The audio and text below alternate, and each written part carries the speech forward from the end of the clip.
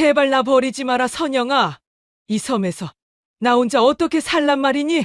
선영아, 설마 농담이지? 농담? 참나, 기가 차서 웃기지 마요. 믿었던 며느리의 입에서 차갑게 돌아오는 건 버림뿐이었다. 어머니 같은 늙은이들은 참 처치곤란이에요. 이제 여기서 편히 썩으세요.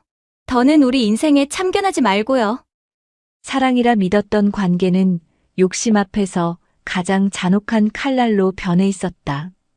이야기 시작하기 전 무료 버튼인 구독과 좋아요 버튼 부탁드립니다. 알림 설정도 해두시면 새 영상이 올라올 때마다 제일 먼저 시청하실 수 있습니다. 혹시 이 이야기 어디에서 듣고 계신가요? 지역 이름이나 장소를 댓글로 남겨주시면 감사한 마음으로 반갑게 인사드리겠습니다. 감사합니다. 이야기 시작합니다. 김영희는 이른 아침부터 부엌에서 바쁘게 움직이고 있었습니다. 72세의 나이에도 허리는 꼿꼿했고 손놀림 또한 예전 며느리들을 가르치던 때처럼 빠르고 정확했습니다. 새벽 5시부터 일어나 손녀를 위한 아침 준비를 하는 것이 영희의 일상이었습니다. 하나야, 할머니가 만든 달걀말이 맛있지? 손녀 하나가 포크로 노릇노릇한 달걀말이를 한 입 베어 물며 환하게 웃었습니다. 9살 하나의 미소는 영희에게 세상에서 가장 소중한 보물이었습니다. 이 아이만큼은 자신의 손으로 제대로 키우고 싶다는 마음이 간절했습니다. 할머니, 이거 정말 맛있어요. 엄마가 만든 것보다 훨씬 더 맛있어요. 하나의 솔직한 말에 영희는 쓴웃음을 지었습니다. 며느리 선영이 요리를 잘 못한다는 건 온 가족이 다 아는 사실이었지만 굳이 입 밖으로 내서 좋을 일은 없었습니다. 아이 앞에서 어른들 이야기를 하는 건 좋지 않다고 생각했습니다. 그런 말하는 게 아니야, 하나야. 엄마한테 들으면 서운해하실 거야. 영희는 하나의 머리를 쓰다듬으며 부드럽게 타일렀습니다. 하지만 속으로는 복잡한 감정이 휘몰아쳤습니다. 선영이 하나를 제대로 챙기지 않는다는 걸 누구보다 잘 알고 있었기 때문입니다. 아침마다 대충 시리얼이나 우유 한 잔으로 때우려 하는 선영의 모습을 영희는 못 본 척할 수가 없었습니다. 하나는 할머니의 말을 듣고도 여전히 달걀말이를 맛있게 먹고 있었습니다.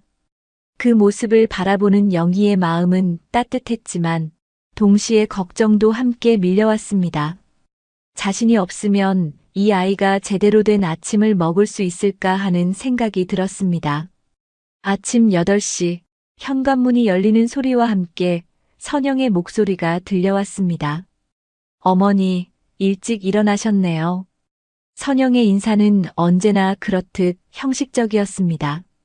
따뜻함이라고는 찾아볼 수 없는 마치 업무 보고를 하는 듯한 차가운 목소리였습니다.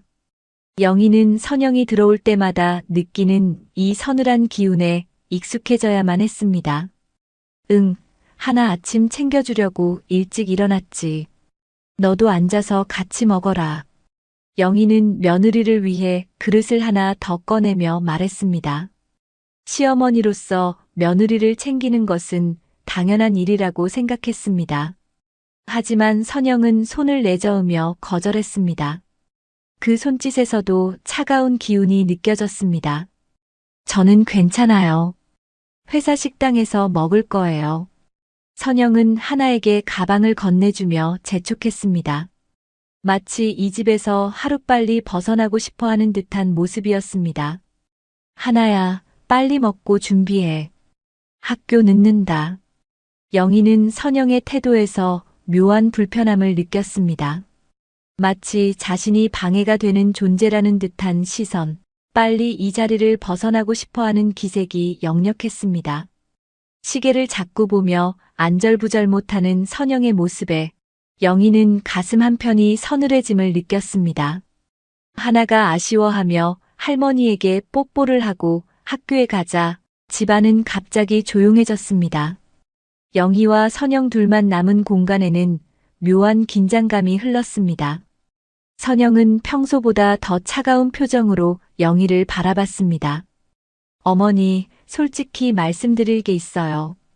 영희는 설거지를 하던 손을 멈추고 선영을 바라봤습니다. 선영의 표정에는 평소보다 더 차가운 기운이 감돌고 있었습니다.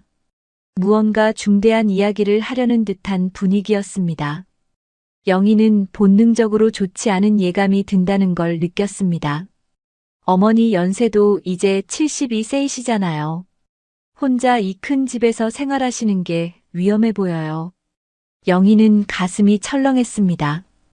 이런 이야기가 나올 줄 예감했지만 막상 들으니 당황스러웠습니다. 자신의 나이를 핑계로 집에서 내보내려는 속셈이 뻔히 보였습니다. 난 아직 멀쩡한데 무슨 소리냐? 밥도 해먹고 청소도 하고 다 잘하고 있잖니. 영희의 목소리에는 당황스러움과 함께 분노가 섞여 있었습니다. 자신이 무능한 노인 취급을 받는다는 사실이 못마땅했습니다. 그게 문제예요. 어머니가 무리하신다는 거죠. 넘어지시거나 다치시면 어쩌려고 그러세요? 선영의 목소리에는 걱정이라기보다는 짜증이 묻어났습니다. 진심 어린 걱정이 아니라 귀찮음의 표현이라는 것을 영희는 선영의 표정에서 쉽게 읽어낼 수 있었습니다. 그리고 이 집도 곧 재개발 대상이에요. 미리미리 정리하시는 게 좋을 것 같아요. 영희는 이 집을 둘러보았습니다. 남편과 함께 30년 넘게 살아온 추억이 가득한 집이었습니다. 마당의 감나무는 영희가 직접 심었고 손수 가꾼 텃밭의 상추와 고추는 매년 풍성한 수확을 안겨주었습니다. 현관 앞에 놓인 화분들까지 모든 것이 소중했습니다. 이 집에서 아들 민수를 키웠고 손녀 하나의 첫걸음도 이 마루에서 봤습니다. 남편이 세상을 떠난 후에도 이 집은 영희에게 든든한 버팀목이었습니다. 그런 집을 떠나라고 하는 며느리의 말이 영희에게는 칼처럼 아팠습니다. 재개발이 확정된 것도 아닌데 벌써부터 그런 이야기를 하는 게 어딨니? 난 여기서 계속 살 거야. 영희의 단호한 대답에 선영은 눈살을 찌푸렸습니다. 마치 고집 센 아이를 다루는 듯한 표정이었습니다. 어머니, 현실을 받아들이세요. 나이 들어서 고집 부리시면 안 돼요. 저희도 어머니 걱정되니까 하는 말이에요. 선영의 말에서 영희는 진짜 속마음을 읽을 수 있었습니다. 걱정이 아니라 부담이었습니다. 자신이 이 집에 있는 것 자체가 선영에게는 골칫거리였습니다. 재개발을 핑계로 자신을 내보내려는 계획이 분명했습니다. 어머니도 이제 좀 편히 사세요. 요양원이든 실버타운이든 좋은 곳 많아요. 거기 가시면 또래분들도 많고 프로그램도 다양하고요. 요양원이라는 말에 영희의 가슴이 철렁 내려앉았습니다. 아직 정신도 멀쩡하고 몸도 건강한데 벌써 그런 곳을 이야기하다니. 자신을 이미 무능한 노인으로 치부하고 있다는 생각에 영희는 분노와 서러움이 동시에 밀려왔습니다. 난 절대 그런 곳 안 가. 여기가 내 집이야. 영희의 목소리에는 강한 의지가 담겨 있었습니다. 하지만 선영은 포기할 생각이 없어 보였습니다. 어머니, 선영의 목소리가 높아졌습니다. 왜 이렇게 고집을 부리세요? 저희 입장도 좀 생각해 주세요. 매일 어머니 안전 걱정하면서 사는 것도 스트레스라고요. 영희는 더 이상 참을 수가 없었습니다. 자신이 스트레스의 원인이라는 말에 가슴이 찢어지는 듯 했습니다. 내가 언제 너희 보고 걱정하라고 했니? 내일은 내가 알아서 할 테니까 신경 쓰지 마라. 그럼 혹시라도 무슨 일 생기면 책임질 거예요? 응급실 가게 되면 누가 달려가야 하는데요. 선영과 영희의 목소리가 점점 높아지고 있을 때 현관문이 열리며 민수가 들어왔습니다. 직장에서 돌아온 민수는 집안의 험악한 분위기를 단번에 했습니다. 여보, 어머니, 무슨 일이세요? 밖에서도 소리 들렸어요. 민수는 상황을 파악하려 했지만 선영이 먼저 입을 열었습니다. 마치 기다렸다는 듯이 남편에게 상황을 설명했습니다. 여보, 어머니한테 좋은 실버타운 알아보자고 말씀드렸는데 싫다고 하세요. 민수는 잠깐 망설이다가 어머니에게 다가갔습니다. 아들로서는 어머니와 아내 사이에서 난처한 상황이었습니다. 하지만 결국 선영의 편을 들기로 마음먹은 것 같았습니다. 어머니, 선영이 말도 일리가 있어요. 어머니 혼자 계시면 저희도 불안하고. 영희는 아들의 말에 더욱 실망했습니다. 자신의 편을 들어줄 거라 생각했는데 결국 며느리 편이었습니다. 평생 키워온 아들마저 자신을 버리는 것 같아서 영희의 마음은 무너져 내렸습니다. 너마저. 영희는 말을 잇지 못했습니다. 목이 메어서 소리가 나오지 않았습니다. 배신감과 절망감이 동시에 밀려왔습니다. 어머니, 화내지 마세요. 저희가 어머니 걱정해서 하는 말이에요. 민수의 목소리는 부드러웠지만 영희에게는 배신감만 더해질 뿐이었습니다. 아들이 자신보다 며느리를 선택했다는 현실이 너무 아팠습니다. 영희는 자리에서 일어나 방으로 향했습니다. 더 이상 이들과 대화할 마음이 생기지 않았습니다. 오늘은 이만 들어가겠다. 너희끼리 알아서 이야기해라. 문을 닫고 혼자 남겨진 영희는 침대에 주저앉았습니다. 가슴이 답답하고 눈물이 났습니다. 평생 가족을 위해 살아온 자신이 이런 취급을 받는다는 것이 믿기지 않았습니다. 내가 정말 이들에게 부담이 되는 걸까? 난 그저 손녀와 함께 있고 싶을 뿐인데. 밖에서는 선영과 민수의 대화 소리가 들려왔습니다. 낮은 목소리로 속삭이고 있었지만 영희에게는 그 내용이 대충 짐작됐습니다. 여보, 어머니 설득해야 해요. 이대로 두면 안 돼요. 알겠어. 시간을 두고 천천히 이야기해보자. 영희는 베개에 얼굴을 묻었습니다. 평생 가족을 위해 살아온 자신이 이제는 짐이 되어버린 현실이 너무나 서글펐습니다. 손녀 하나만이 유일한 위안이었지만 그 아이마저 언젠가는 자신을 떠날 것이라는 생각에 영희는 깊은 절망에 빠져들었습니다. 그날 밤 영희는 잠을 이룰 수가 없었습니다. 선영과 민수의 차가운 말들이 계속 머릿속을 맴돌았습니다. 자신이 정말 이 집에서 쫓겨나야 하는 존재인지 끝없는 자문자답이 이어졌습니다. 새벽 5시가 되어서야 겨우 잠이 들었는데 평소보다 늦은 8시에 일어났습니다. 부엌에서는 이미 선영이 하나의 아침을 준비하고 있었습니다. 하지만 그 모습은 영희가 평소에 하던 정성스러운 준비와는 거리가 멀었습니다. 하나야, 빵에 잼 발라서 먹어. 우유도 같이 마시고. 선영은 식빵에 딸기잼을 대충 발라서 하나 앞에 놓았습니다. 평소 할머니가 해주던 따뜻한 밥과 반찬들과는 너무나 대조적이었습니다. 엄마, 할머니가 해주신 달걀말이 먹고 싶어요. 하나의 순진한 질문에 선영은 날카롭게 대답했습니다. 할머니는 아직 주무시고 계셔. 엄마가 해준 걸로 만족해. 영희는 문 뒤에서 이 대화를 듣고 있었습니다. 가슴이 답답했지만 나서기가 어려웠습니다. 어제 벌어진 일 때문에 선영과 마주치기가 꺼려졌습니다. 하나가 학교에 간 후 영희는 조심스럽게 부엌으로 나왔습니다. 선영은 설거지를 하면서 영희를 흘끗 보았지만 인사도 하지 않았습니다. 선영아. 영희가 말을 걸려 하자 선영은 손을 들어 말을 막았습니다. 어머니, 어제 이야기 좀 더 생각해 보세요. 저희가 어머니를 위해서 하는 말이에요. 영희는 더 이상 이야기하고 싶지 않았습니다. 어차피 자신의 말을 들어줄 것 같지도 않았고 또다시 상처만 받을 것 같았습니다. 며칠이 이런 식으로 지나갔습니다. 영희와 선영 사이의 냉전은 계속되었고 민수는 어머니와 아내 사이에서 애매한 태도를 보였습니다. 하나만이 평소처럼 할머니를 따랐지만 선영의 눈치를 보느라 예전만큼 자유롭지 못했습니다.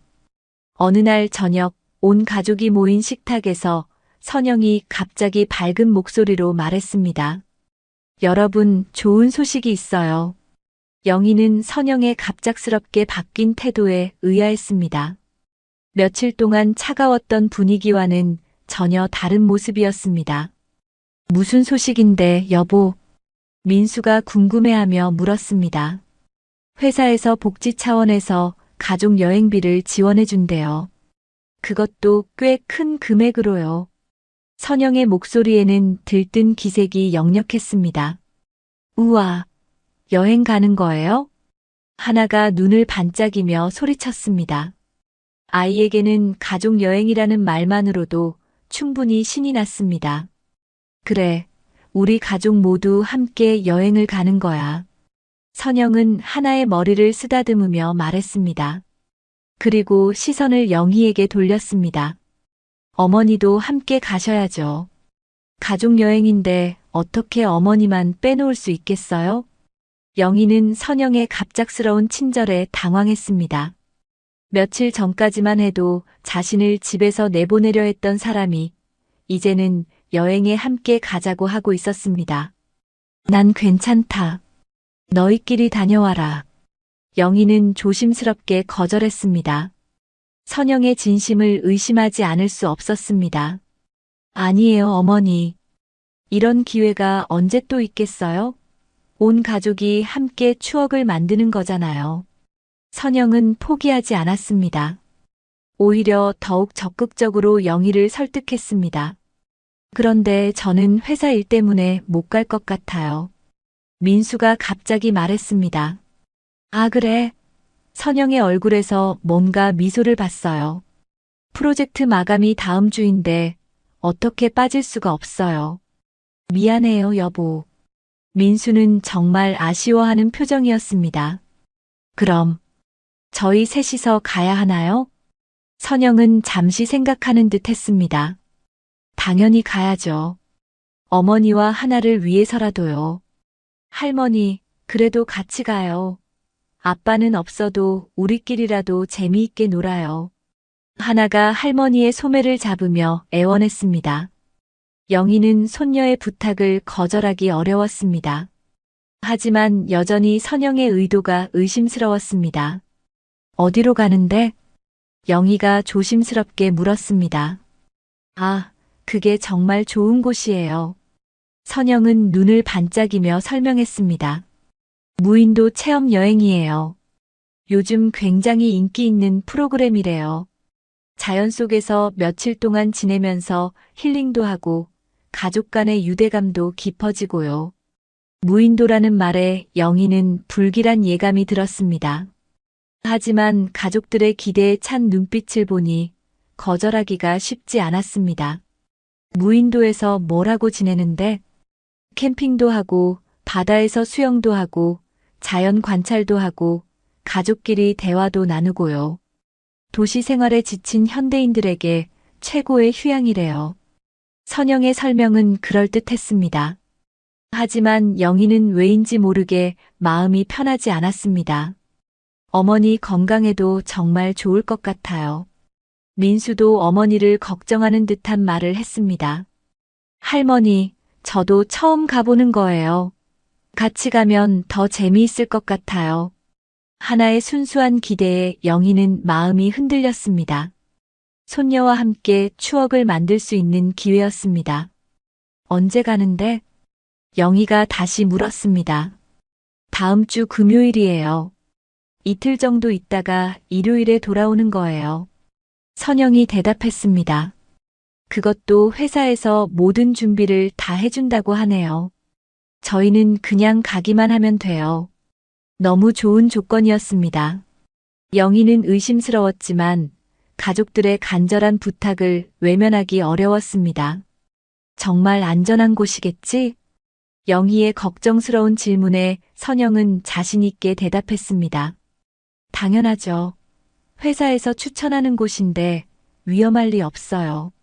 전문 가이드도 함께 가고 모든 안전 장비도 완벽하게 준비되어 있다고 해요.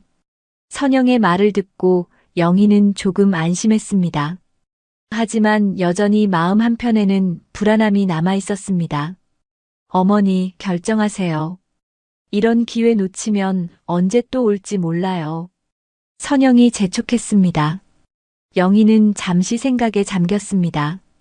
최근에 선영과의 관계가 좋지 않았는데 이번 여행을 통해서 관계가 개선될 수도 있을 것 같았습니다. 무엇보다 하나와 함께 시간을 보낼 수 있다는 것이 가장 큰 매력이었습니다. 그럼 가보자. 영희가 마침내 승낙했습니다. 정말요? 할머니. 하나가 기뻐하며 할머니에게 안겼습니다. 그 순간만큼은 영희도 행복했습니다. 어머니, 정말 잘 결정하셨어요. 선영도 환하게 웃으며 말했습니다. 하지만 영희는 선영의 미소 뒤에 숨겨진 무언가를 느꼈습니다. 여보는 정말 못 가는 거예요? 영희가 민수에게 물었습니다. 네, 어머니. 정말 죄송해요. 대신 어머니와 하나가 좋은 추억 많이 만들어 오세요. 민수는 진심으로 아쉬워하는 표정이었습니다. 그날 밤 영희는 침대에 누워서 계속 생각했습니다. 선영의 갑작스러운 태도, 변화가 이상했습니다. 며칠 전까지만 해도 자신을 집에서 내보내려 했던 사람이 갑자기 가족 여행에 함께 가자고 하다니. 뭔가 이상해. 하지만 하나를 위해서라도 가야겠어. 영희는 손녀를 생각하며 마음을 다잡았습니다. 설령 선영의 의도가 무엇이든 하나와 함께 좋은 추억을 만들고 싶었습니다. 하지만 잠들기 전까지도 영희의 마음속에는 불길한 예감이 계속 맴돌았습니다. 마치 무언가 큰일이 벌어질 것 같은 그런 불안한 기분을 지울 수가 없었습니다. 금요일 아침 8시 약속된 시간에 큰 승합차가 집 앞에 도착했습니다. 영희는 작은 여행 가방 하나만 들고 나왔습니다. 이틀 정도의 짧은 여행이니까 많은 짐이 필요하지 않다고 생각했습니다. 민수가 현관까지 나와서 배웅했습니다. 어머니, 조심히 다녀오세요. 하나도 잘 챙겨주시고요. 응, 걱정 마라. 너도 일 열심히 해. 영희는 아들에게 인사했습니다. 어머니, 준비 다 하셨어요? 선영이 다가와서 물었습니다.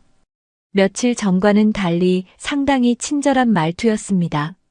하지만 영희는 여전히 선영의 갑작스러운 변화가 어색했습니다. 응, 다 했어. 영희는 간단히 대답하고 차에 올랐습니다. 하나는 이미 뒷좌석에 앉아서 들뜬 표정으로 창밖을 바라보고 있었습니다. 선영도 차에 올랐습니다. 할머니, 바다 보러 가는 거 정말 신나요. 하나가 할머니 옆에 바짝 붙어 앉으며 말했습니다. 아이의 순수한 기대감에 영희도 덩달아 기분이 좋아졌습니다. 아빠, 잘 갔다 올게요. 하나가 창문을 열고 아빠에게 손을 흔들었습니다. 하나야, 할머니랑 엄마 말씀 잘 듣고 재미있게 놀다 와. 민수가 딸에게 손을 흔들며 배웅했습니다. 운전기사는 중년 남성이었는데 말이 별로 없었습니다.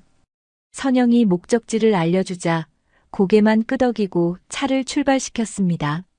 서울을 벗어나 고속도로를 달리기 시작했습니다. 창밖으로 펼쳐지는 풍경을 보며 영희는 오랜만에 여행하는 기분을 만끽했습니다. 언제 마지막으로 이렇게 멀리 나온 적이 있었나 생각해 봤습니다. 어머니, 편하세요? 선영이 뒤돌아보며 물었습니다. 응, 괜찮다. 오랜만에 멀리 나오니까 기분이 좋구나. 영희는 솔직한 마음을 표현했습니다. 2시간 정도 달린 후 차는 작은 어촌 마을에 도착했습니다. 바다 냄새가 코끝을 자극했고 갈매기들의 울음소리가 들려왔습니다. 와, 바다다. 하나가 소리를 지르며 차에서 뛰어내렸습니다. 영희도 차에서 내려 깊게 숨을 들이마셨습니다. 짠 바다 공기가 폐 속 깊숙이 들어왔습니다. 여기서 배를 타고 들어가는 거예요. 선영이 작은 어선 한 척을 가리키며 말했습니다. 낡고 작은 배였지만 무인도까지 가기에는 충분해 보였습니다. 배에는 이미 선장으로 보이는 남자가 기다리고 있었습니다. 40대 중반쯤 되어 보이는 그 남자는 날씨에 그을린 얼굴로 무뚝뚝하게 인사했습니다. 안녕하세요, 윤선영 씨죠? 예약 확인했습니다. 선영이 고개를 끄덕였습니다. 네, 맞아요. 저희 셋이서 이틀 있다가 올 예정입니다. 알겠습니다. 그럼 배에 타세요. 선장은 간단하게 말하고 배를 준비하기 시작했습니다. 영희는 배에 오르면서 약간 불안했습니다. 평생 배를 타본 경험이 많지 않았기 때문입니다. 하지만 하나가 신나하는 모습을 보니 자신도 용기를 내야겠다고 생각했습니다. 할머니, 무서워요? 하나가 할머니의 손을 잡으며 물었습니다. 아니야, 하나가 있으니까 안 무서워. 영희는 손녀를 안심시켜 주었습니다. 배가 출발했습니다. 처음에는 잔잔했던 바다가 섬으로 갈수록 점점 거칠어졌습니다. 파도가 배를 흔들 때마다 영희는 멀미를 느꼈습니다. 어머니, 괜찮으세요? 선영이 걱정스러운 척 물었습니다. 좀 어지럽긴 하지만 괜찮아. 영희는 참으며 대답했습니다. 1시간 정도 배를 타고 가자 저 멀리 작은 섬이 보이기 시작했습니다. 무인도라는 말답게 사람의 흔적은 전혀 보이지 않았습니다. 울창한 숲과 하얀 모래사장만이 보였습니다. 저기가 목적지입니다. 선장이 섬을 가리키며 말했습니다. 배가 섬에 가까워질수록 영희는 이상한 느낌을 받았습니다. 관광지라고 하기에는 너무 황량해 보였습니다. 안내판이나 시설물도 전혀 보이지 않았습니다. 정말 여기가 맞나? 영희가 의심스럽게 물었습니다. 네, 맞아요. 자연 그대로의 모습을 체험하는 게 이 프로그램의 특징이에요. 선영이 자신 있게 대답했습니다. 배가 해안가에 정박했습니다. 선장이 배에서 짐을 내려주었습니다. 생각보다 짐이 많았는데 대부분 캠핑 용품들이었습니다. 텐트랑 음식, 생필품 다 준비해왔어요. 이틀 동안 충분할 거예요. 선영이 설명했습니다. 영희는 섬에 발을 디디는 순간 뭔가 이상하다는 느낌을 강하게 받았습니다. 여행사에서 준비했다는 안내원도 없고 캠프 시설도 전혀 보이지 않았습니다. 다른 관광객들은 어디 있어? 영희가 물었습니다. 아, 저희가 첫 번째 그룹이에요. 다른 분들은 다음 주에 오신다고 하더라고요. 선영의 대답이 매끄러웠습니다. 하지만 영희는 여전히 의심스러웠습니다. 하나는 신기한 듯 모래사장을 뛰어다니고 있었습니다. 선영은 선장과 무언가 이야기를 나누고 있었습니다. 잠시 후 선장이 영희에게 다가왔습니다. 할머니, 여기서 잘 쉬다가 일요일에 데리러 올게요. 네, 고생하셨어요. 영희는 인사를 했습니다. 그런데 선장이 배로 돌아가려는 순간 선영이 갑자기 큰 소리로 말했습니다. 어머니. 영희는 선영을 바라봤습니다. 선영의 표정이 완전히 바뀌어 있었습니다. 며칠 동안 보여준 친절한 모습은 온데간데 없고 차가우면서도 비웃는 듯한 표정이었습니다. 이제 여기서 편히 지내세요. 선영의 목소리에는 조롱이 섞여 있었습니다.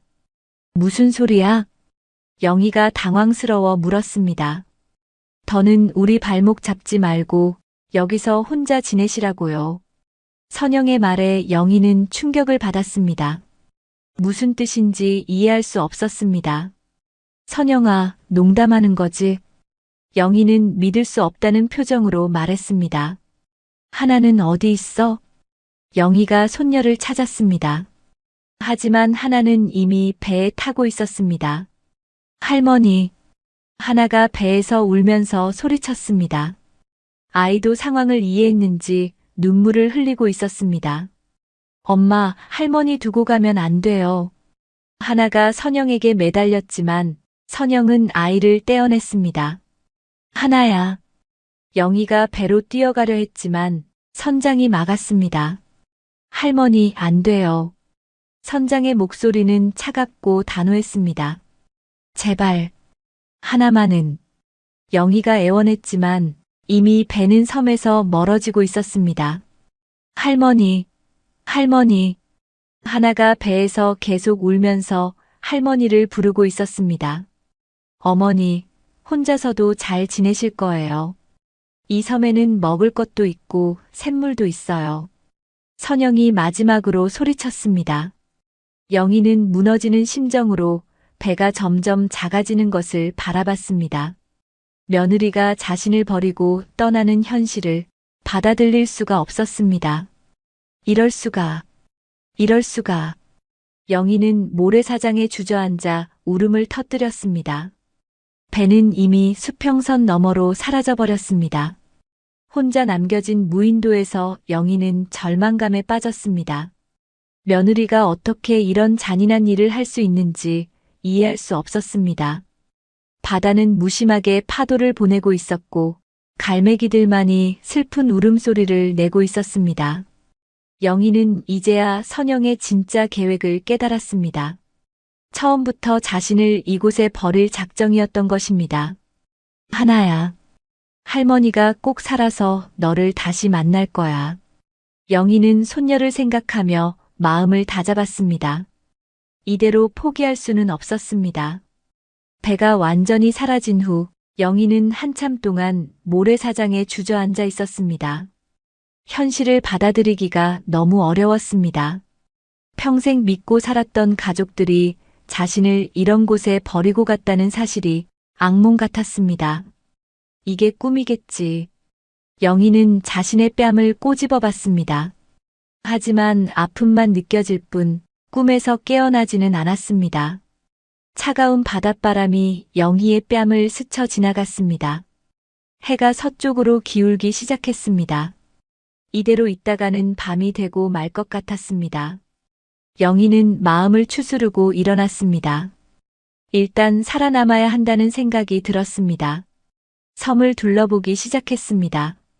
생각보다 큰 섬이었습니다. 해안가에서 조금 안쪽으로 들어가니 울창한 숲이 나타났습니다. 물부터 찾아야겠어. 영희는 목이 말라서 힘들었습니다. 바닷물은 마실 수 없으니 담수를 찾아야 했습니다. 숲속을 헤매다가 작은 개울 소리가 들렸습니다. 소리를 따라 걸어가니 맑은 샘물이 솟고 있었습니다.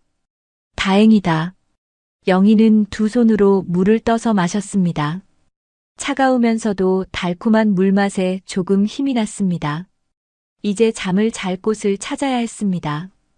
바닷가 근처에서 낡은 오두막 하나를 발견했습니다. 문은 반쯤 부서져 있었고 지붕도 여기저기 구멍이 나 있었습니다. 그래도 없는 것보다는 낫겠어. 영희는 오두막 안으로 들어갔습니다. 먼지가 많이 쌓여 있었지만 비와 바람은 어느 정도 막을 수 있을 것 같았습니다. 오두막을 청소하느라 해가 져버렸습니다. 갑자기 주변이 어두워지자 영희는 무서워졌습니다. 혼자 이런 곳에서 밤을 보내야 한다는 것이 끔찍했습니다. 배가 고파서 더 힘들었습니다. 아침에 간단히 먹은 것이 전부였는데 벌써 오후 5시가 넘어가고 있었습니다. 뭐라도 먹을 게 있을까? 영희는 해안가로 나가서 둘러봤습니다. 바위 사이에 작은 조개들이 붙어 있었습니다. 미역도 조금 보였습니다. 이거라도 먹어야겠어. 영희는 조개를 따서 모았습니다. 손이 거칠어지고 상처가 났지만 살기 위해서는 어쩔 수 없었습니다. 불을 피우는 것도 문제였습니다. 성냥도 라이터도 없었습니다. 생으로 먹기에는 조개가 너무 비렸습니다. 어떻게 하지? 영희는 막막했습니다. 도시에서 살던 사람이 갑자기 무인도에서 살아남으려니 모든 것이 어려웠습니다. 그래도 포기할 수는 없었습니다. 손녀 하나를 다시 만나야 했습니다. 아이가 할머니를 부르며 우는 모습이 계속 떠올랐습니다. 밤이 되자 더욱 무서워졌습니다. 바람 소리와 파도 소리가 크게 들렸습니다. 오두막 안에서도 찬 기운이 스며들었습니다. 추워. 영희는 몸을 웅크리고 잠을 청했습니다. 하지만 쉽게 잠이 오지 않았습니다. 온갖 생각이 머릿속을 맴돌았습니다. 선영이는 처음부터 날 없애려고 했구나. 민수도 결국 아내 편을 들었고, 하나만은 날 사랑해주는데, 눈물이 나려고 했지만 참았습니다. 울어봤자 상황이 나아지지 않을 것 같았습니다. 다음 날 아침 배고픔에 잠에서 깼습니다. 온몸이 아팠습니다. 딱딱한 바닥에서 잔 탓에 허리와 어깨가 결렸습니다. 일어나야지. 영희는 힘겹게 몸을 일으켰습니다. 아침 일찍부터 먹을 것을 찾아다녔습니다. 조개와 미역을 더 모았습니다. 숲에서 먹을 수 있는 열매도 찾아봤지만 독이 있을까봐 먹지 못했습니다. 불을 어떻게 피우지? 영희는 계속 고민했습니다. 텔레비전에서 본 것처럼 나무를 비벼보기도 했지만 쉽게 되지 않았습니다. 오전 내내 노력했지만 불은 피워지지 않았습니다. 할 수 없이 조개를 생으로 먹어야 했습니다. 비린 맛에 구역질이 났지만 참았습니다. 오후가 되자 몸에 힘이 없었습니다. 제대로 된 음식을 먹지 못한 탓에 기운이 빠졌습니다. 이러다가 정말 죽는 거 아닌가? 영희는 절망감에 빠졌습니다. 자신의 나이를 생각하니 더욱 암담했습니다. 72세의 몸으로 이런 환경에서 버틴다는 것이 쉬운 일이 아니었습니다. 그래도 하나를 생각하면 포기할 수 없었습니다. 아이가 자신을 기다리고 있을 것 같았습니다. 셋째 날이 되었습니다. 이제 조금씩 섬에서 살아가는 요령을 터득했습니다. 조개 따는 법도 익숙해졌고 미역을 씻어서 먹는 것도 할 수 있었습니다. 하지만 여전히 불을 피우지는 못했습니다. 차가운 음식만 계속 먹다 보니 속이 좋지 않았습니다. 누군가 날 찾으러 올까? 영희는 하늘을 바라보며 기도했습니다. 하지만 배 한 척 보이지 않았습니다. 이 섬의 위치를 아는 사람이 선영과 민수뿐이라는 생각이 들자 더욱 절망적이었습니다. 그 사람들이 날 구하러 올 리 없지. 영희는 쓴웃음을 지었습니다. 나흘째가 되었을 때 영희는 조금씩 체력이 떨어지는 것을 느꼈습니다. 제대로 된 영양 공급이 없으니 몸이 약해지는 것 같았습니다. 특히 밤에는 추위 때문에 견디기 힘들었습니다. 낡은 오두막으로는 바람을 완전히 막을 수 없었습니다. 이렇게 죽을 수는 없어. 영희는 다시 마음을 다잡았습니다. 불을 피우는 방법을 계속 연구했습니다. 마른 나뭇가지들을 모아서 여러 방법을 시도해 봤습니다. 오후 늦게 드디어 작은 불꽃이 일어났습니다. 됐다. 영희는 기뻐하며 조심스럽게 불을 키웠습니다. 처음으로 따뜻한 불을 보니 눈물이 났습니다. 그날 밤은 처음으로 따뜻하게 잘 수 있었습니다. 불 옆에서 조개를 구워 먹으니 훨씬 맛있었습니다. 그래, 이렇게 버텨야지. 영희는 의지를 다졌습니다. 하지만 날이 갈수록 외로움은 더해졌습니다. 말할 사람이 없으니 답답했습니다. 하나의 얼굴을 떠올리며 혼자 중얼거렸습니다. 하나야, 할머니가 꼭 살아서 돌아갈게. 내가 얼마나 무서웠을까. 밤마다 파도 소리를 들으며 영희는 생각했습니다. 선영과 민수가 어떻게 이런 잔인한 일을 할 수 있었는지 이해할 수 없었습니다. 내가 뭘 그렇게 잘못했단 말이야. 손녀 돌봐주고 집안일 도와주는 게 그렇게 싫었나? 억울함과 분노가 교차했습니다. 하지만 지금 중요한 것은 살아남는 것이었습니다. 일주일이 지나자 몸이 많이 야위었습니다. 거울이 없어서 정확히 알 수는 없지만 옷이 헐렁해진 것으로 보아 체중이 많이 빠진 것 같았습니다. 그래도 포기하지 않았습니다. 매일 해안가에서 누군가 지나가는 배가 있나 살펴봤습니다. 하지만 아무도 오지 않았습니다. 정말 여기서 죽는 건가? 영희는 때때로 절망에 빠졌습니다. 하지만 그럴 때마다 하나의 얼굴을 떠올리며 다시 힘을 냈습니다. 열흘째 되는 날, 하늘에 먹구름이 몰려오기 시작했습니다. 아침부터 바람이 세게 불었고 파도도 평소보다 훨씬 높았습니다. 비가 올 것 같은데 영희는 걱정스럽게 하늘을 올려다봤습니다. 낡은 오두막으로는 큰 비를 막기 어려울 것 같았습니다. 지붕에 구멍이 많이 나 있어서 빗물이 새어 들어올 게 뻔했습니다. 오후가 되자 정말로 비가 내리기 시작했습니다. 처음에는 가늘게 내리던 비가 점점 세게 쏟아지더니 폭우가 되었습니다. 오두막 안으로 빗물이 줄줄 새어 들어왔습니다. 영희는 물이 안 새는 구석으로 몸을 옮겼지만 완전히 피할 수는 없었습니다. 이런, 옷이 다 젖어버렸습니다. 갈아입을 옷도 없었습니다. 몸이 떨리기 시작했습니다. 밤이 되자 비는 더욱 세게 내렸습니다. 바람도 거세져서 오두막 전체가 흔들렸습니다. 지붕의 일부가 날아갈까봐 무서웠습니다. 제발. 영희는 기도하는 마음으로 버텼습니다. 하지만 상황은 점점 나빠졌습니다. 새벽 2시쯤 큰 파도가 해안까지 밀려왔습니다. 오두막 근처까지 바닷물이 들어왔습니다. 큰일 났다. 영희는 황급히 일어났습니다. 하지만 어디로 피해야 할지 막막했습니다. 사방이 물투성이었습니다.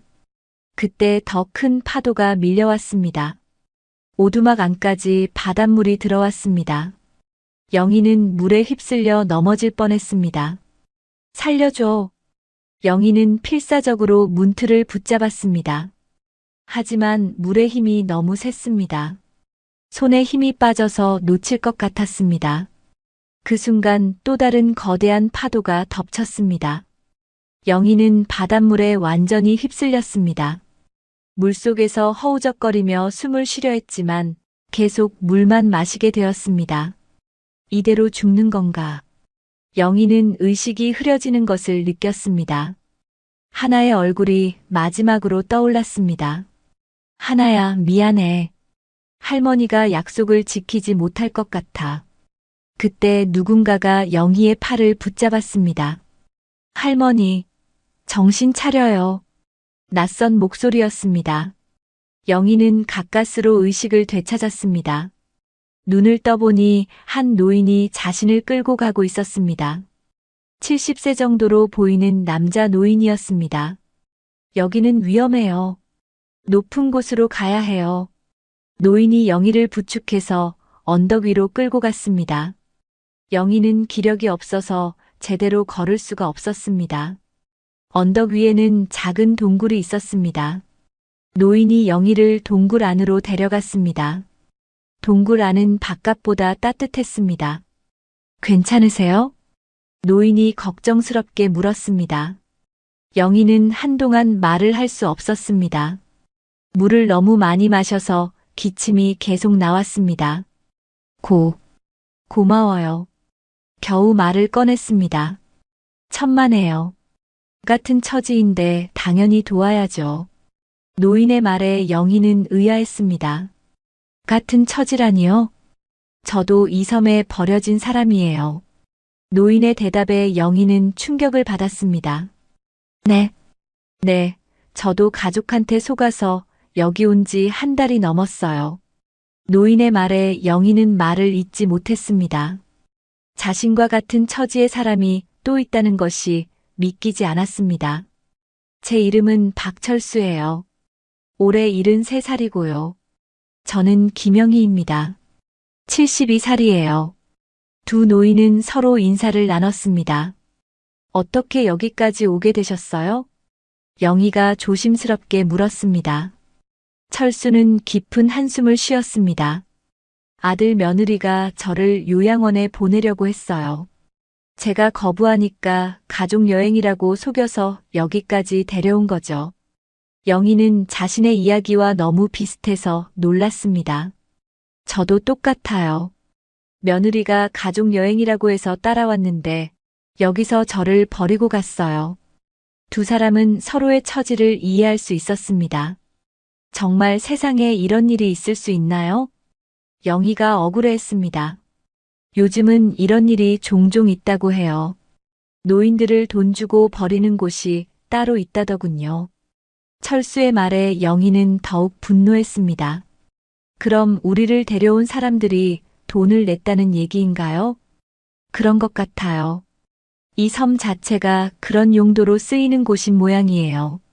영희는 선영과 민수에 대한 분노가 치밀어 올랐습니다. 자신을 버리기 위해 돈까지 냈다는 것이 더욱 참을 수 없었습니다. 그럼 여기서 나갈 방법은 없는 건가요? 제가 한 달 동안 방법을 찾아봤지만 쉽지 않더라고요. 이 섬 위치를 아는 사람이 거의 없거든요. 철수의 말에 영희는 절망했습니다. 밖에서는 여전히 폭풍이 몰아치고 있었습니다. 두 노인은 동굴 안에서 밤을 보내야 했습니다. 추우시죠? 제가 가져온 담요가 있어요. 철수가 작은 담요 하나를 꺼냈습니다. 어디서 구하셨어요? 오두막에서 찾은 거예요. 오래된 거지만 없는 것보다는 나으니까요. 두 사람은 담요를 나누어 덮었습니다. 조금이나마 따뜻해졌습니다. 저는 손녀가 있어요. 그 아이를 다시 보고 싶어서 살아남으려고 해요. 영희가 하나 이야기를 했습니다. 손녀가 몇 살인데요? 9살이에요. 정말 예쁜 아이거든요. 영희의 목소리에 애정이 담겨 있었습니다. 저는 아들이 셋이에요. 하지만 모두 저를 버렸죠. 철수의 목소리는 씁쓸했습니다. 어떻게 자식들이 그럴 수 있을까요? 요즘 젊은이들은 달라요. 부모를 부담으로만 생각해요. 두 노인은 밤새 자신들의 사연을 나눴습니다. 서로 비슷한 아픔을 겪었다는 것을 알았습니다. 새벽이 되어서야 폭풍이 잦아들었습니다. 밖으로 나가보니 해안가가 완전히 변해 있었습니다. 영희가 살던 오두막은 완전히 무너져 있었습니다. 이제 어떻게 하죠? 영희가 막막해했습니다. 일단 제가 지내던 곳으로 가시죠. 거기가 더 안전해요. 철수가 영희를 다른 곳으로 안내했습니다. 숲속에 있는 더 큰 동굴이었습니다. 여기서 지내시면 돼요. 폭풍 후에도 안전하거든요. 철수는 이미 이곳을 살기 좋게 만들어 놓았습니다. 불 피울 수 있는 화덕도 있었고 빗물을 받을 수 있는 그릇도 있었습니다. 한 달 동안 혼자 이 모든 걸 만드셨어요? 영희는 감탄했습니다. 살기 위해서는 어쩔 수 없었어요. 이제 둘이 함께 지내니까 더 좋겠네요. 철수의 말에 영희는 조금 위안이 되었습니다. 완전히 혼자가 아니라는 생각에 마음이 놓였습니다. 고마워요. 아니었으면 정말 죽을 뻔했어요. 서로 도우며 살아야죠. 언젠가는 여기서 나갈 방법을 찾을 거예요. 철수의 말에 영희는 다시 희망을 품었습니다. 혼자가 아니라는 것만으로도 큰 힘이 되었습니다.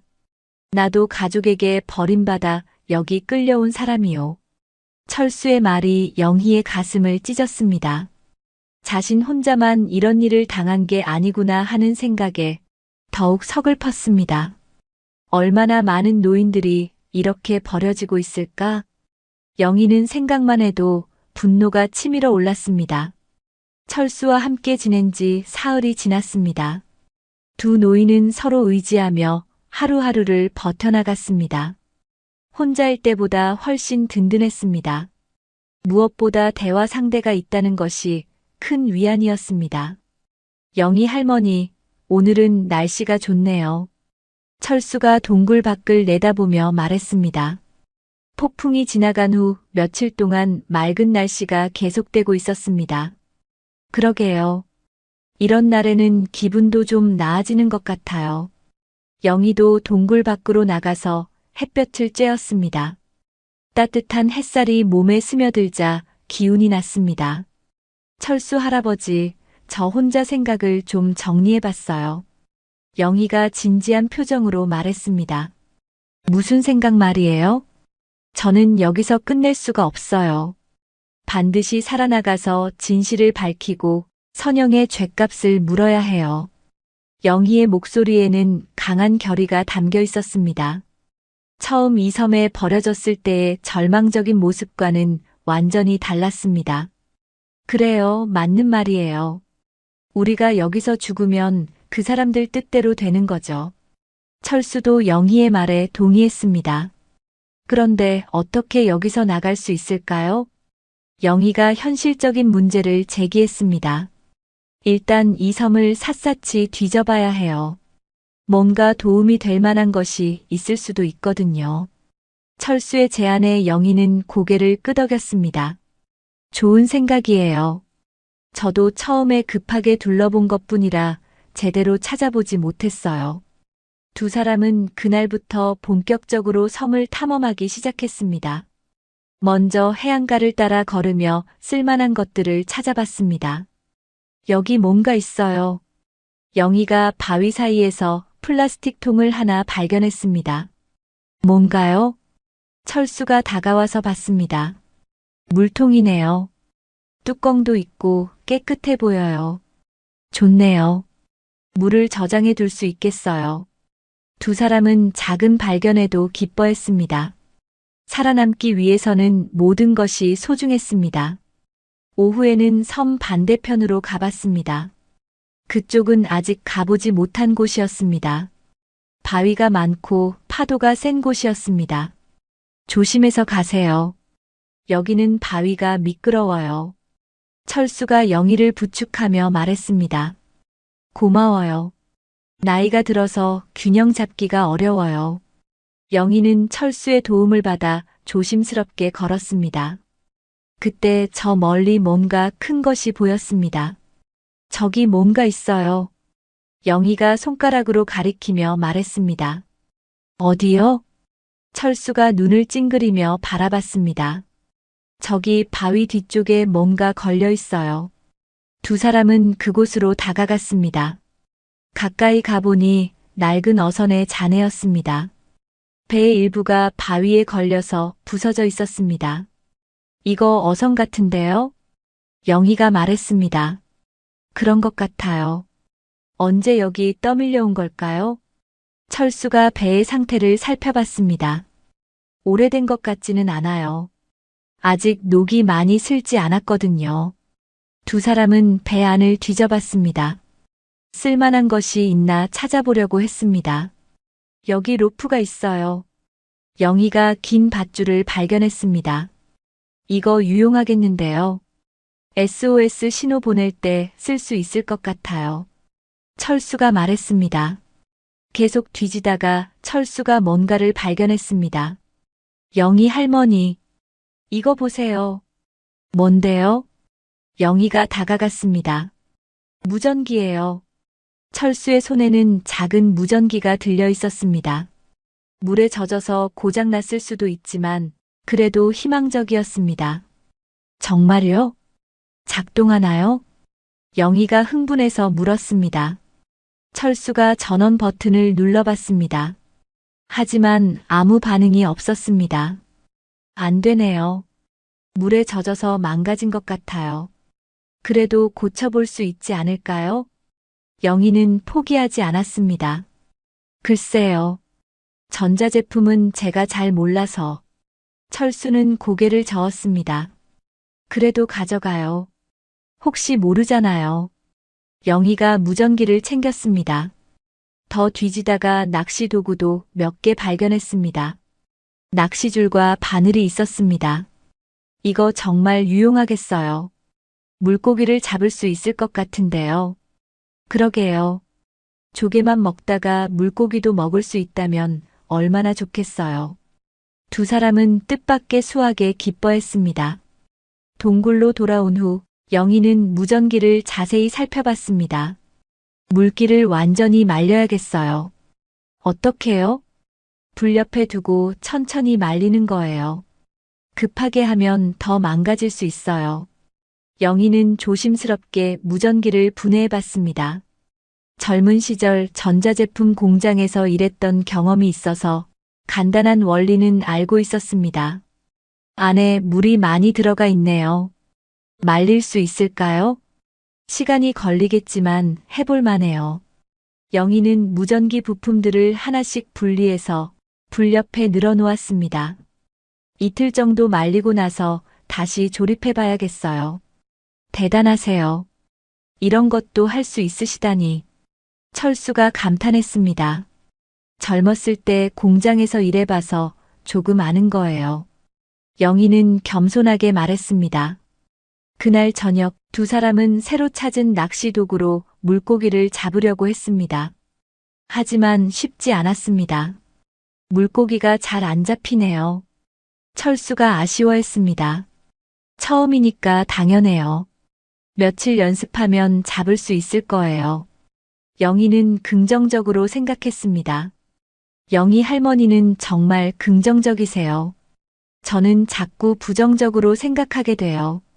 저도 처음에는 그랬어요. 하지만 하나를 생각하면 포기할 수 없더라고요. 영희는 손녀 이야기를 꺼냈습니다. 손녀가 정말 소중하시구나. 네, 그 아이는 제게 전부예요. 그 아이를 위해서라도 꼭 살아서 돌아가야 해요. 영희의 목소리에는 강한 의지가 담겨 있었습니다. 이틀 후 무전기 부품들이 완전히 말랐습니다.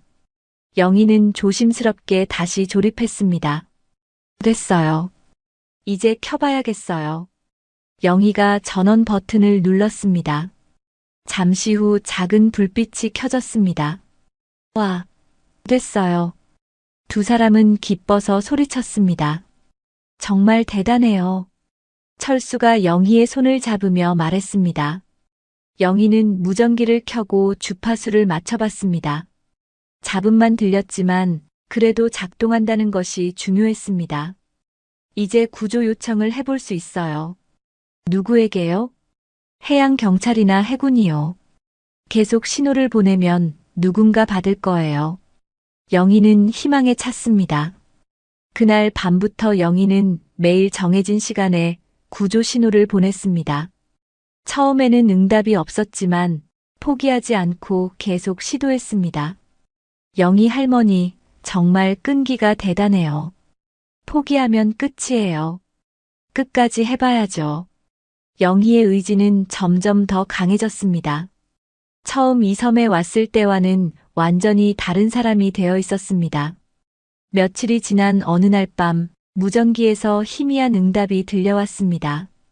여기는 해양경찰. 응답하세요. 영희는 가슴이 두근거렸습니다.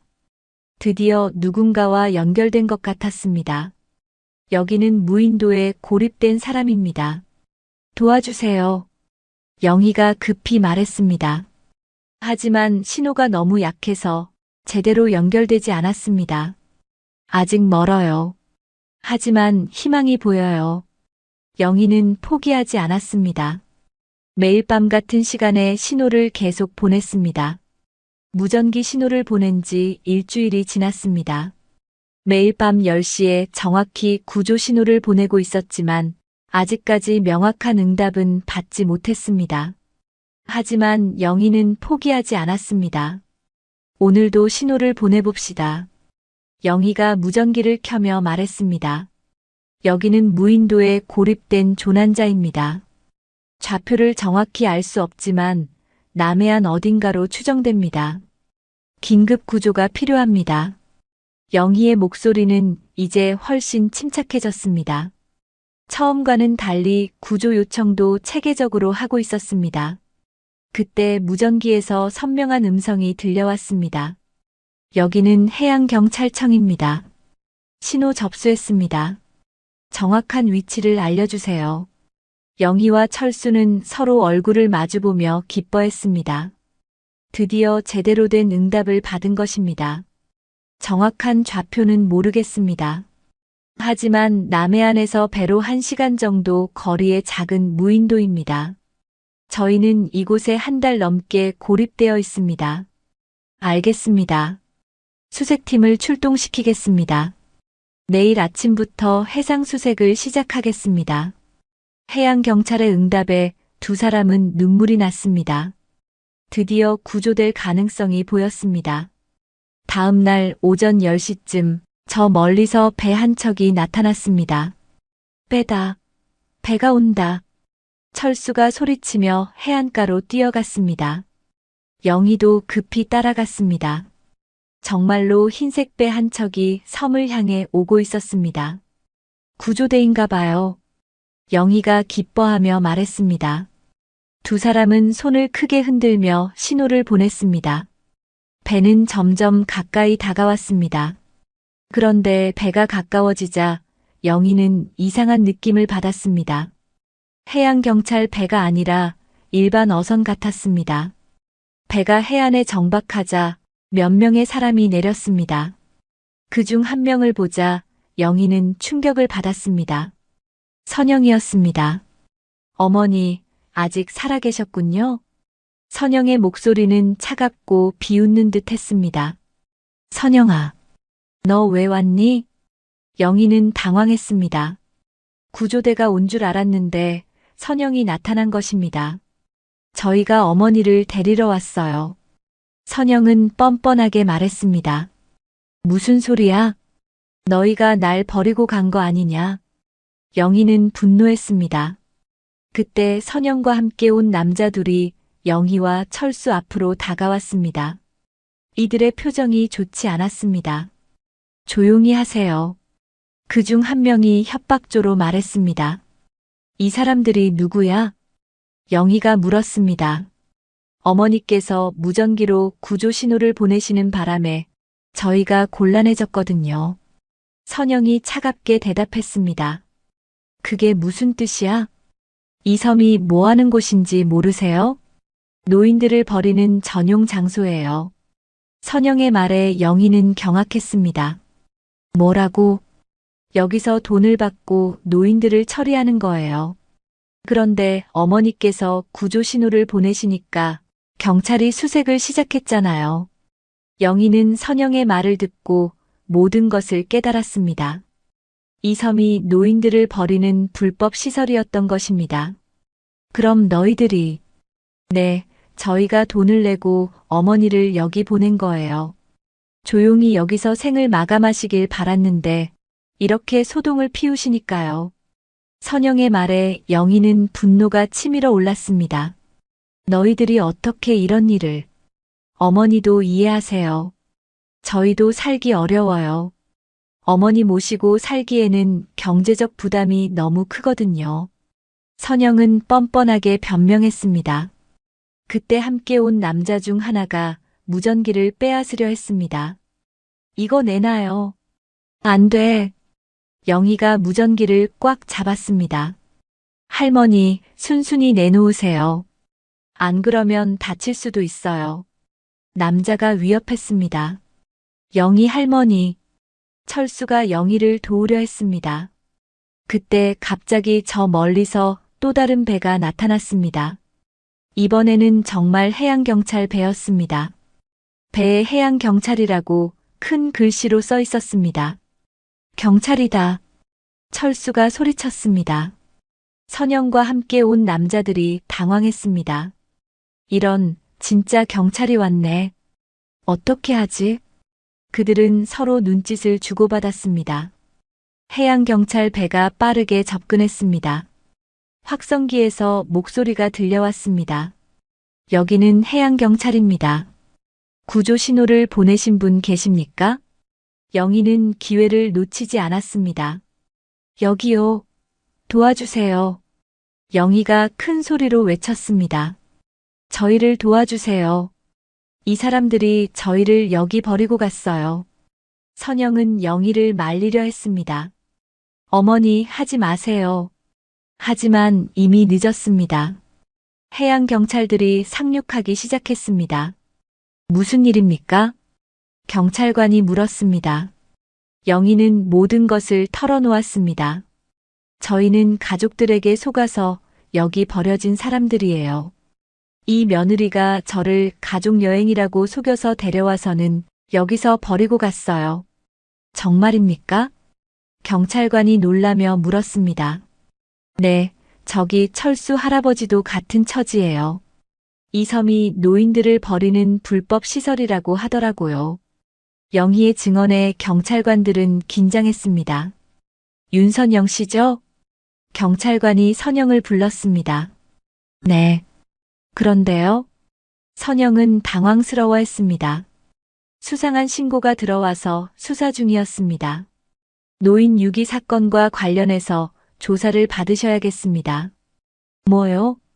선영은 얼굴이 새하얘졌습니다. 이 섬에서 불법으로 노인들을 유기하는 사건들이 여러 건 신고되었거든요.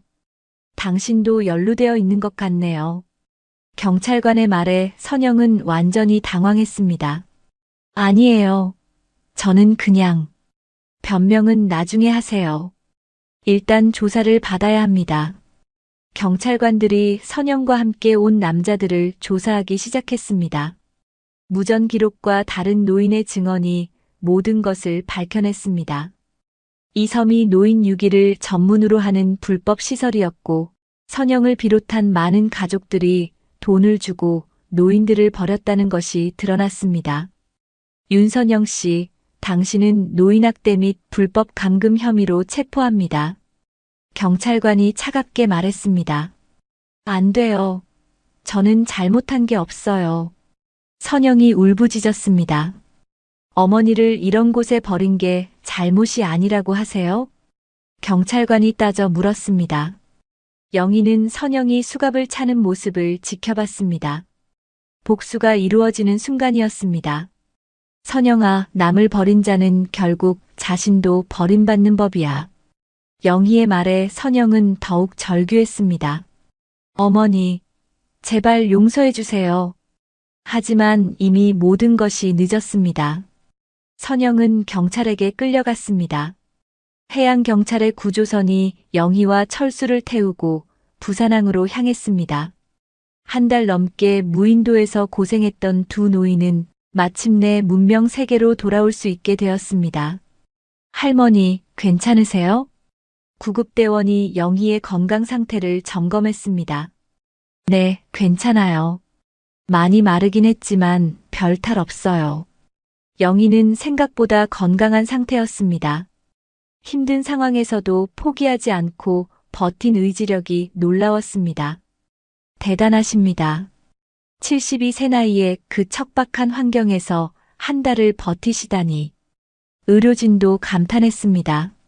저 혼자였다면 불가능했을 거예요. 철수 할아버지가 있어서 버틸 수 있었어요. 영희는 철수를 바라보며 고마워했습니다. 저야말로 영희 할머니 덕분이죠. 무전기 고치신 것도 그렇고 끝까지 포기하지 않으신 정신력이 저에게 힘이 되었어요. 두 노인은 서로에게 깊은 감사를 표했습니다. 극한 상황에서 만난 인연이었지만 이제는 가족 같은 존재가 되었습니다. 부산항에 도착하자 기자들이 몰려들었습니다. 노인 유기 사건이 언론에 크게 보도되고 있었습니다. 김영희 할머니, 한 말씀 해주세요. 며느리에게 버려진 심정이 어떠세요? 기자들의 질문이 쏟아졌습니다. 영희는 잠시 생각에 잠겼다가 입을 열었습니다. 저는 원망하기보다는 이런 일이 다시는 일어나지 않기를 바랍니다. 노인이라고 해서 버려져도 되는 존재가 아니에요. 영희의 말에 기자들은 숙연해졌습니다. 그리고 무엇보다 아들과 손녀를 빨리 보고 싶어요. 영희의 목소리에는 간절함이 담겨 있었습니다. 경찰서에서 조사를 마친 후 영희는 서울로 올라갔습니다. 민수가 부산까지 달려와 어머니를 맞이했습니다. 어머니. 민수는 영희를 보자 눈물을 흘렸습니다. 어머니, 정말 죄송해요. 제가 선영이를 막지 못해서. 영희는 아들의 눈을 바라봤습니다. 진심 어린 후회와 미안함이 담겨 있었습니다. 민수야, 너는 몰랐던 거지? 네, 어머니. 선영이가 어머니를 모시고 여행 간다고 해서 저는 회사 일 때문에 못 간다고 했어요. 설마 이런 일일 줄은. 민수의 목소리에는 절망이 섞여 있었습니다. 하나는 어떻게 됐니? 하나는 제가 돌보고 있어요. 어머니 소식이 없어서 경찰에 신고까지 했었는데 선영이는 계속 거짓말만 했어요. 영희는 아들의 말을 들으며 상황을 이해했습니다. 민수는 선영의 계획을 전혀 몰랐던 것 같았습니다. 선영이가 혼자 꾸민 일이었구나. 네, 어머니. 저도 며칠 전에야 진실을 알았어요. 선영이를 추궁했더니 그제야 실토하더라고요. 차 안에서 민수는 그동안의 일들을 자세히 설명했습니다. 선영이가 어머니를 데리고 간다고 했을 때는 정말 가족 여행인 줄 알았어요. 하지만 이틀이 지나도 연락이 없어서 이상했거든요. 그래서 계속 전화를 했는데 받지 않더라고요. 하나가 계속 할머니를 찾아서 걱정이 되었어요. 민수는 그때의 상황을 떠올리며 말했습니다. 사흘째 되던 날 선영이가 혼자 돌아왔어요. 어머니는 친구분 댁에서 머무시기로 했다고 하더라고요. 그때도 이상했지만 믿었어요. 영희는 아들의 순진함에 한숨이 나왔습니다. 일주일이 지나도 어머니 소식이 없어서 저는 경찰서에 실종 신고를 했어요. 그때 선영이가 극구 말리더라고요. 그래서 의심한 거냐? 네, 그때부터 이상하다고 생각했어요. 선영이를 계속 추궁했더니 결국 실토했어요. 민수의 목소리에는 분노와 실망이 섞여 있었습니다. 집에 도착하자 하나가 달려나왔습니다. 할머니. 하나는 영희의 품에 안기며 울었습니다. 할머니, 정말 보고 싶었어요. 아빠가 할머니 찾으러 경찰 아저씨랑 같이 다녔어요. 영희도 눈물을 흘리며 손녀를 꽉 안았습니다. 하나야, 할머니가 약속했잖아. 꼭 돌아온다고. 할머니, 엄마는 왜 거짓말했어요? 할머니가 친구 할머니 집에 있다고 했는데. 하나의 순진한 질문에 영희는 잠시 말을 잇지 못했습니다. 엄마는 잘못한 일이 있어서 지금 반성하고 있단다. 영희는 아이가 이해할 수 있게 부드럽게 설명했습니다. 그 무렵 뉴스에서는 이 사건을 대대적으로 보도하고 있었습니다. 재산을 노리고 시어머니를 무인도에 불법 감금한 며느리가 체포되었습니다. 수사 결과 이 무인도는 단순한 여행지가 아니었습니다. 뉴스 앵커가 심각한 표정으로 보도했습니다. 가족들이 돈을 지불하고 노인을 버려두는 불법 감금 시설이었습니다. 운영자와 가담한 이들이 줄줄이 체포되었습니다. 화면에는 선영이 수갑을 찬 채 경찰차에 오르는 모습이 나왔습니다. 그 안에 며느리 윤선영도 포함되어 있습니다. 수사관은 냉정하게 말했습니다. 윤선영 씨, 당신은 이 시설의 공범입니다. 남을 버린 자, 이제는 법 앞에서 갇히게 될 것입니다. 선영은 울부짖었습니다. 안 돼요. 저는 그냥 시댁이 부담스러워서. 이런 벌 받을 일은 아니잖아요. 그러나 증거는 명백했고 그녀는 결국 자신이 영희를 버렸던 그 무인도에서 조사와 재판이 끝날 때까지 임시 구금되었습니다. 아이러니하게도 영희를 버렸던 그 장소가 임시 구치소로 바뀌어 선영이 거기에 갇힌 것입니다. 한 달 후 영희는 손녀 하나의 손을 꽉 잡고 중얼거렸습니다. 세상은 결국 공평하구나. 악은 악대로 선은 선대로 돌아오는 법이지. 민수는 어머니 곁에서 깊이 고개를 숙였습니다. 어머니, 앞으로는 제가 제대로 모시겠어요. 선영이 같은 사람한테 속아서 어머니를 힘들게 해드려서 죄송해요. 민수야, 너는 잘못이 없어. 속은 것뿐이야. 이제 우리 셋이 행복하게 살자. 영희는 아들과 손녀를 바라보며 미소를 지었습니다. 텔레비전에서는 마지막 뉴스가 나오고 있었습니다. 이번 사건을 계기로 노인학대 방지법이 더욱 강화될 예정입니다. 김영희 할머니의 용기 있는 증언이 많은 노인들을 구했다고 평가받고 있습니다. 카메라는 멀리 바다에 떠 있는 작은 섬을 비추며 마무리되었습니다. 서만의 임시구치소에서 선영의 후회스러운 한숨이 바람에 실려 흘러나왔습니다. 영희는 창문 너머 저녁 노을을 바라보며 생각했습니다. 고통스러운 시간이었지만 결국 진실이 밝혀지고 정의가 실현되었다고. 하나가 할머니 무릎에 기대며 말했습니다. 할머니, 이제 우리 계속 함께 있을 수 있죠? 그럼 할머니가 어디 가겠니? 우리 하나 곁에서 계속 있을 거야. 영희의 목소리는 따뜻하고 확신에 찼습니다. 이제 더는 누구도 이들을 갈라놓을 수 없을 것 같았습니다. 김영희 할머니의 이야기를 통해 우리는 무엇을 배울 수 있을까요? 가족이란 이름으로 포장된 이기심이 얼마나 잔인할 수 있는지, 그리고 절망적인 상황에서도 포기하지 않는 의지가 얼마나 소중한지를 깨닫게 됩니다. 세상은 결국 공평합니다. 악한 마음으로 남을 버린 자는 결국 자신도 버림받게 되고, 선한 마음으로 끝까지 버텨낸 자에게는 구원의 손길이 다가옵니다.